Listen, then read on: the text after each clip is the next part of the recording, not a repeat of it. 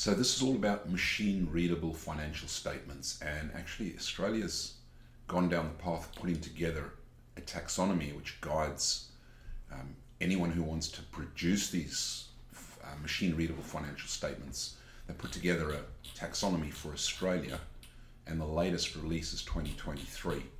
You can get the document just by searching AU IFRS XBRL taxonomy, and you should be able to find it and have a look through. Now, there's a little bit of learnings to do in terms of getting a really good handle on how these things work. That's one way to sort of do it is read about it. The other way, which I think is a whole lot better, is you can come in and actually see what these taxonomies look like. And here I'm working with a tool from Paciali.ai. These guys are sort of the cutting edge in terms of putting together machine readable financial statements, and they fully understand the XBRL methodologies. So what I've got here is I've got two different taxonomies. I've got one which is custom created by Charles Hoffman, CPA.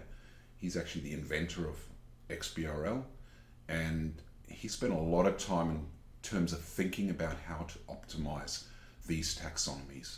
And then what I've got over here is I've got the taxonomy put together by ASIC. I believe it's ASIC. They're part of the Standard Business Reporting team, or at least they work with the SBR team. So I've had contact with some of these guys. I don't know what's happened to them. Maybe someone does know, but they're inside of the ASIC team, and these guys have obviously been working on this stuff. But I'll show you some differences here. So this is the IFRS AU taxonomy, and you can see how they sort of hung together. In this case, we've got statement of financial position, and you can see it looks all right, right? Nothing out of the ordinary there. But where it gets interesting is you can see here where they've actually put their taxonomy together in a way that when you bring it into a machine like this, which is model aspected, you end up with some funny anomalies. So here we've got an earnings per share table which has been embedded on this leaf of the taxonomy. So that is actually quite confusing, and I want to try to get to the bottom of this and figure out what's going on. There's another one. I mean, most of them are actually okay. Oh, is that one okay? Again, I don't see dollar values, or do I? Oh yes, there we go. Sorry, yep, they're there. But nothing for a. Actually, let's have a look. Statement of comprehensive income. Yeah. You'd hope that we would have comparative year aspect. So anyway, these are a couple of the issues, and moreover, if you have a look at the way that Charles Hoffman has put his taxonomy together, look at the disaggregation of the notes.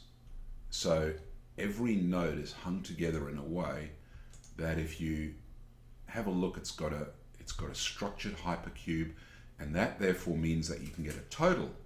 So then you could compare this total to if you went up to the statement of financial position on, not liquidity, statement of financial position on, that's the alternative, right? Classified.